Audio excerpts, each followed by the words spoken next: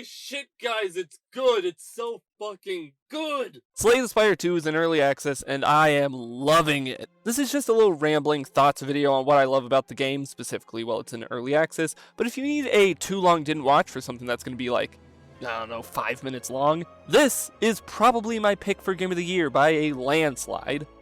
Or Tomodachi Life, I don't know. Slay the Spire 1 is, without embellishing it too much, one of my favorite games of all time, and my pick for a perfect game.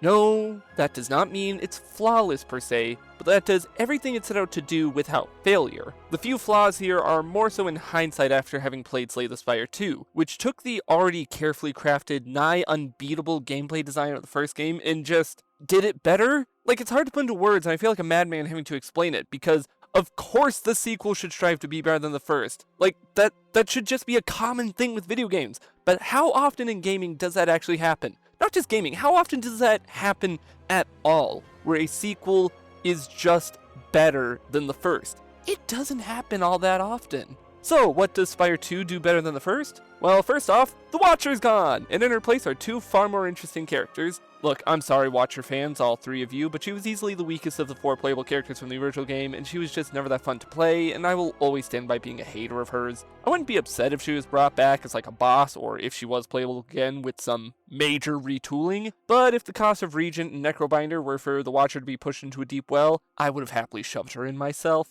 Speaking of those two, the Regent and the Necrobinder are the previously mentioned two new characters, both with brand new playstyles that don't step on the toes of the pre-existing characters, and like the pre-existing characters, each having unique deck archetypes that allow you to either maximize one strategy or pull a jack-of-all-trades strategy, having good cards in every category, but never letting any of the styles reach their full potential. They both manage brand new ideas for mechanics and systems without being annoying or retreads of the first game's characters, with the Regent having more resource management options with his secondary energy source, the Stars, or Necrobinder's usage of her companion Otzi and the Doom status effect. I didn't want to continue the Watcher Hate Brigade, but it really does feel like they thought of more in-depth ideas than just, you can double your block, or you can double your damage, taking full effect of the base ideas they came up with and going as far with them as they could. I mostly just want to gush about the Regent because he really has become my new favorite character, somehow just barely outshining my beloved Defect. Regent's secondary energy source allows for interesting card setups, because unlike regular energy that resets at the start of your turn,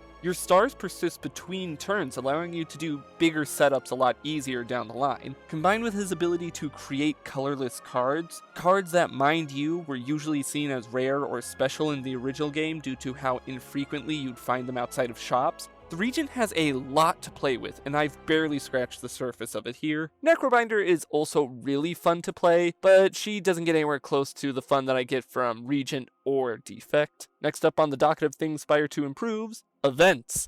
In Spire 1, lots of events were kind of flaccid. There were objectively better options in many of them, as the benefits to the more risky ones were never that worth it to explore different avenues. So Spire 2 says, fuck it, now some events are only good options with very small risks, while some events are only bad options that require you to assess which of these two you'd rather deal with. Some events ask for more interesting trade-offs, such as going to a shady merchant and trading one relic for another. Some events that cause you to lose health or max HP now have far more alluring benefits to them to sweeten the deal. And sometimes you'll come across a version of the shop that sells bootleg versions of pre-existing relics, and it's the best idea in the whole game because of how funny it is. It is now far more intriguing to go down a path littered with mystery rooms, as the new type of events you can come across are just really fun to encounter. The start of acts are a million times cooler now, as Spire has a small pool of kooky characters who offer you choices similar to that of what Niao offers at the very beginning of the run, with unique relics that run the gamut of being a good safety net to risking it all on hitting it big.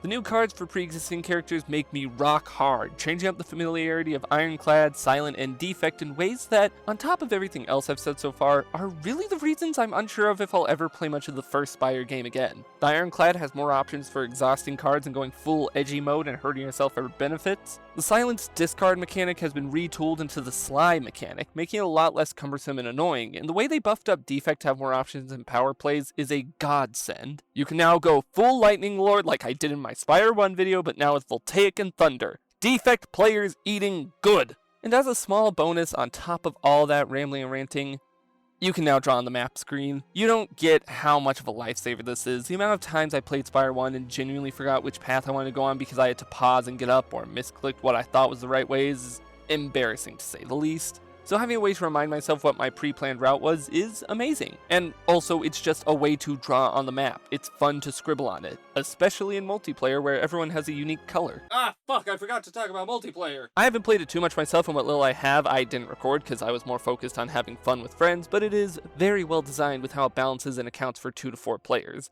It is much harder than playing in single player, but I think it's benefited by the fact that you're strategizing with other players. I know this was kinda scattershot and just me hyping up a game that came out 3 weeks ago and is still only in early access, but yeah, that's all I want to say. I want to hold back some of my deeper thoughts and some of my few criticisms for whenever the full game releases, as I know I'll do a big deep dive into that. Hell, one of the things I wanted to critique about not being fun got changed up in one of the patches mid-script writing. The Doormaker boss fight, if you know, you know. All I want to ask is, if you've been playing the game, please leave a comment about what you love most about Spire 2. I'm not even trying to engagement bait. Okay, yes, I am a little. I just want to see others who are way too obsessed with this game like I am. Bigger videos coming soon, specifically the Donkey Kong Family Tree Redux, what with hitting 2K subs between my last video and now. Catch me live on various days of the week, and I'll see you all when I see you. Have a good one.